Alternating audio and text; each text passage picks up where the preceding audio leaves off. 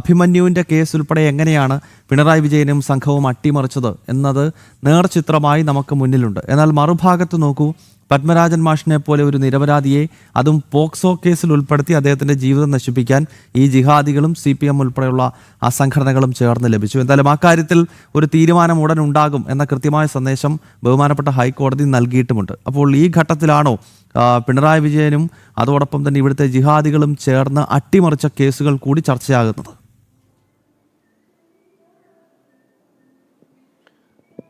ഗൗതം, ഈ ഒരു പശ്ചാത്തലത്തിൽ തന്നെയാണ് ഗൗതം സൂചിപ്പിച്ചതുപോലെ തന്നെ PFIക്കാർ പ്രതികളാകുന്ന PFI ഭീകരവാദികൾ പ്രതികളാകുന്ന കേസുകളിൽ ഒരു മയത്തോടെയുള്ള സമീപനം അല്ലെങ്കിൽ അവർക്ക് കൃത്യമായ ശിക്ഷ ലഭിക്കാതിരിക്കാൻ വേണ്ടി അന്വേഷണം ഇഴഞ്ഞ് നീങ്ങുകയോ അന്വേഷണം അട്ടിമറിക്കപ്പെടുകയോ ചെയ്യുന്നു. എന്നാൽ മറുഭാഗത്ത് ദേശീയവാദികളായ ആളുകൾ അല്ലെങ്കിൽ ഭീകരവാദത്തെയും ഭീകരവാദ പ്രവർത്തനങ്ങളെയും ശക്തിയുക്തം എതിർക്കുകയും PFI പോലുള്ള രാജ്യത്ത് നിന്ന് തന്നെ പൂർണ്ണമായും ഉന്മൂലനം ചെയ്യേണ്ട ഭീകരവാദ ഗ്രൂപ്പുകൾക്കെതിരെ ശബ്ദമുയർത്തുകയും രാജ്യത്തിന് അനുകൂലമായി സംസാരിക്കുകയും ചെയ്യുന്ന ആളുകളെ കൃത്യമായി ലക്ഷ്യം വെച്ചുകൊണ്ട് PFI കേന്ദ്രങ്ങൾ, മതഭീകരവാദ കേന്ദ്രങ്ങൾ നടത്തുന്ന പ്രവർത്തനങ്ങൾക്കും അത്തരത്തിലുള്ള വ്യാജ പ്രചരണങ്ങൾക്കും ഒത്താശ ചെയ്യുകയും ചെയ്യുന്ന സർക്കാർ സംവിധാനങ്ങളായി തന്നെയായിരുന്നു UDF LDF സർക്കാരുകളെല്ലാം തന്നെ മാറിയിരിക്കുന്നത്. അങ്ങനെയാണ് ഈ പത്മരാജൻ മാഷിന്റെ കാര്യത്തിലാണെങ്കിലും അദ്ദേഹം CAA അനുകൂലിച്ചു, അതിനുവേണ്ടി നിലകൊണ്ടു, കേന്ദ്ര സർക്കാരിനെ പിന്തുണച്ചു എന്നൊരു കുറ്റം മാത്രമാണ് പത്മരാജൻ മാഷ് ചെയ്തിട്ടുള്ളത്. മാത്രമല്ല, ദേശീയ പ്രസ്ഥാനങ്ങൾക്കൊപ്പം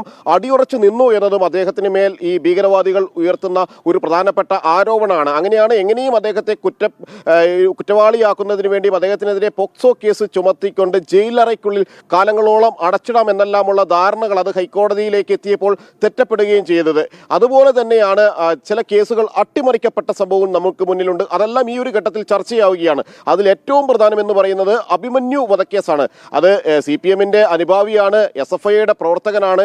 എന്നിട്ട് പോലും PFI, ക്യാമ്പസ് ഫ്രണ്ട്, മതഭീകരവാദ ഗ്രൂപ്പുകൾ അരിങ്കൊല ചെയ്ത അഭിമന്യുവിന്റെ കുടുംബത്തിന് നീതി ലഭിക്കാനുള്ള ഒരു നടപടി പോലും LDF സർക്കാരിന്റെ ഭാഗത്തു നിന്ന് പോലും ഉണ്ടായിരുന്നില്ല എന്നതാണ് അതിൽ ഏറ്റവും പ്രധാനമെന്ന് പറയുന്നത്. ഇപ്പോഴും അതിന്റെ ഗൂഢാലോചകർ ആരെല്ലാമാണ് ഇത്തരം ഈ ഒരു കൊലപാതകത്തിന് ഗൂഢാലോചന നടത്തിയത്? അഭിമന്യുവിനെ ഇല്ലാതാക്കാൻ വേണ്ടി അല്ലെങ്കിൽ രാഷ്ട്രീയ സ്വയംസേവക സംഘത്തിന്റെ പേര് പറഞ്ഞ് ഹൈന്ദവ സമൂഹത്തിനെ കൃത്യമായി ലക്ഷ്യം വയ്ക്കുന്നുണ്ട് എന്ന് മരണത്തിന് കുറച്ച് ദിവസം മുമ്പ് സമൂഹ മാധ്യമ പോസ്റ്റ് ഇട്ട അഭിമന്യു എന്ന ഒരു ഇതുമായി ബന്ധപ്പെട്ട് തൻ്റെ വ്യക്തിത്വത്തിൽ അല്ലെങ്കിൽ സ്വത്വത്തിൽ ശക്തമായി വിശ്വസിക്കുന്ന ഒരു യുവ നേതാവിനെ ഇല്ലാതാക്കിയപ്പോൾ അത് CPMനെ കാര്യമായി ബാധിച്ചില്ല എന്ന് തന്നെ മനസ്സിലാക്കാൻ കഴിയുന്ന രീതിയിലായിരുന്നു ഈ ഭീകരവാദികളുടെ പ്രവൃത്തിയെ അല്ലെങ്കിൽ അതുമായി ബന്ധപ്പെട്ട് കാര്യക്ഷമമായ അന്വേഷണം ഒരു ഘട്ടത്തിലും നടന്നിരുന്നില്ല. മാത്രമല്ല, CPMന് തന്നെ ഇത്തരത്തിലുള്ള അനുഭവങ്ങൾ ഉണ്ടായിട്ടുണ്ട്, നാദാപുരത്തെ ബിനുവിൻ്റെ കൊലപാതകത്തിലടക്കം. എന്നിട്ട് പോലും മതഭീകരവാദ ഗ്രൂപ്പുകളോട് സന്ധി ചെയ്യുന്ന ഒരു സമീപനം CPM സ്വീകരിച്ചു വരികയും ചെയ്യുന്നു. മറുഭാഗത്ത് കോൺഗ്രസും ഇതേ സമീപനം തന്നെയാണ്, കോൺഗ്രസ് ഭരണകാലത്തും ഇതേ സമീപനം തന്നെയായിരുന്നു സ്വീകരിച്ചത്.